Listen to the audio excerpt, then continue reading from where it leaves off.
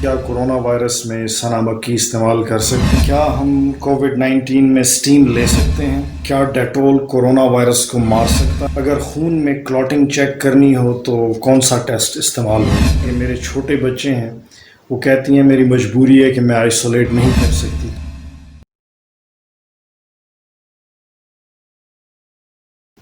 السلام علیکم، ایک اور ایپیسوڈ کے ساتھ آپ کی خدمت میں حاضر ہوں۔ اس ایپیسوڈ میں میں آپ کے پوچھے گئے چند سوالوں کے جواب دینے کی کوشش کروں گا، میرے ساتھ رہیے۔ وہ یہ میرے ایک سبسکرائبر ہیں، انہوں نے یہ پوچھا ہے، بلکہ کئی سبسکرائبرز ہیں جنہوں نے یہ پوچھا ہے، اس لیے میں کسی ایک کا نام نہیں لے سکتا، کہ کیا کورونا وائرس میں سنا مکی استعمال کر سکتے ہیں؟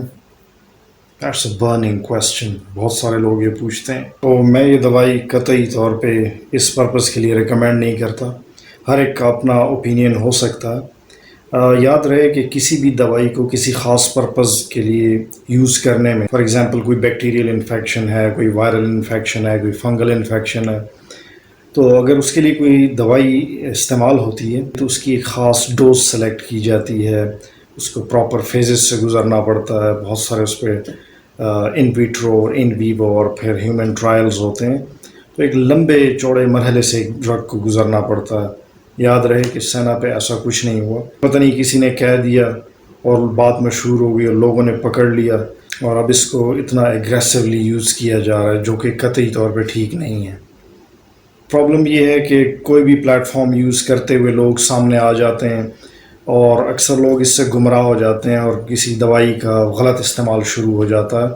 آپ سمجھ رہے ہیں میں کیا کہنا چاہتا ہوں، کہ لوگ دوسروں کے کہنے پہ یا کسی کو سن کر بلائنڈلی چیزوں کو فالو کرنے لگتے ہیں اور غلط ادویات استعمال کرنے لگ جاتے ہیں، جو کہ انتہائی غلط ہے۔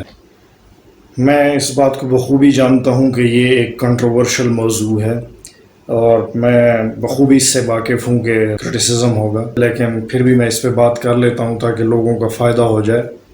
ہم میڈیکلی اس دوائی کو ایز اے پرگیٹیو یا لیگزیٹیو یوز کرتے ہیں، یعنی کانسٹیپیشن یا قبض میں یوز کرتے ہیں، اور یہ ایک سٹیمولنٹ پرگیٹیو ہے، یعنی یہ آنتوں کو سٹیمولیٹ کرتا ہے، اس میں موومنٹ پروڈیوس کرتا ہے اور جس کی وجہ سے کانسٹیپیشن کا علاج کیا جاتا ہے۔ لیکن اس کا استعمال کورونا وائرس میں ابھی میڈیکلی ثابت نہیں ہوا، نہ اس پہ کوئی ریسرچ ہوئی ہے، تو کسی ایسی چیز کو ریکمینڈ کرنا جو میڈیکلی ثابت نہ ہو، جس پہ ریسرچ نہ ہو چکی ہو، انتہائی غلط ہوگا۔ آپ کو ایک بات بتاتا چلوں کہ میں بیسکلی ایک ڈرگ ڈسکوری سائنٹسٹ ہوں، میں نے پی ایچ ڈی اس ایریا میں کی ہے۔ میں جانتا ہوں کہ کسی بھی دوائی کو پراپرلی مارکیٹ میں آنے میں تقریباً 10 سے 12 سال کا عرصہ لگتا ہے، جس میں سب سے پہلے زندہ انسانی سیلز کے اوپر سٹڈیز ہوتی ہیں، اس کے بعد چوہوں پہ ہوتی ہیں، اس کے بعد انسانوں پہ ہوتی ہیں، اور ان سب سے پہلے کیمیکل سینتھسس کا عمل ہوتا ہے۔ تو ایک لمبا چوڑا سلسلہ ہے اور اس تمام لمبی فیزز کے بعد کوئی ڈرگ مارکیٹ میں آتی ہے۔ تو اس طرح اوور نائٹ آ کے کسی کا یہ کہہ دینا کہ سینا اس بیماری کا علاج ہے، تو میرے خیال سے یہ میڈیکلی ہائیلی انکریکٹ اور غلط ہوگا۔ تو میں اس پوائنٹ آف ویو سے یہ بات کر رہا ہوں۔ بیسکلی یہ ڈائریا پروڈیوس کرتا ہے، یعنی کانسٹیپیشن کا علاج ہے۔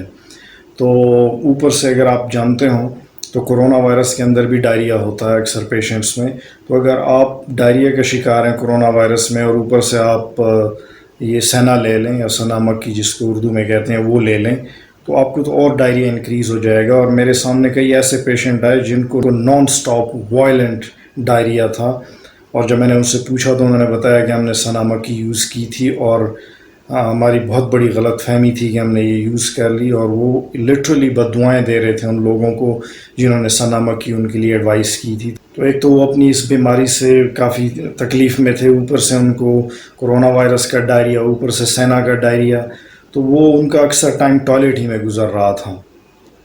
اور ایک کامن سینس کی بات آپ کو بتاؤں کہ اگر ہم نے سنا مکی سے ہی ٹھیک ہونا تھا تو اب تک تو پاکستان میں کورونا کو کوئی مریض ہونا ہی نہیں تھا۔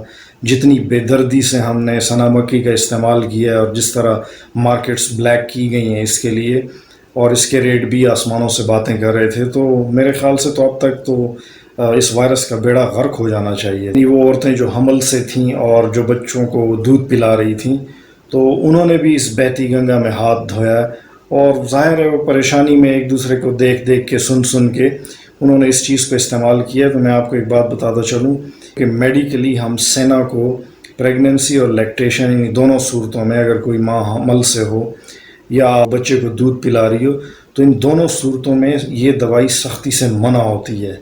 اگر کوئی اس صورت میں یہ چیز لے رہا تھا تو انہوں نے تو اپنے جسم کو بے تحاشا نقصان پہنچایا ہے. اللہ ہم سب کی حفاظت کرے. ایک اور سوال جو بہت زیادہ پوچھا جاتا ہے کہ کیا ہم کووڈ-19 میں اسٹیم لے سکتے ہیں؟ تو خواتین و حضرات، یہ بھی ایک بہت بڑی مت ہے، ایک بہت بڑی غلط فہمی ہے. پتہ نہیں کس نادان نے یہ بات مشہور کر دی اور لوگوں نے اسے پکڑ لیا اور ایسے پکڑا کہ اس کو کورونا کا علاج سمجھنے لگے. اور میں پھر یہاں پہ یہی کہوں گا کہ اگر ان چیزوں سے علاج ہوتا تو اب تک تو ہمارے ہاں کوئی پیشنٹ بھی نہ ہوتا. کیونکہ جیسے اگر فار ایگزامپل کوئی سنا مکی استعمال کر رہا ہے، اوپر سے اسٹیم استعمال کر رہا ہے، تو وائرس کے لیے تو آپ نے کوئی راستہ ہی نہیں چھوڑا، اس کے لیے تو بچنے کا کوئی چانس ہی نہیں ہے. لیکن اس کے باوجود وائرس ویسے کا ویسے ہے.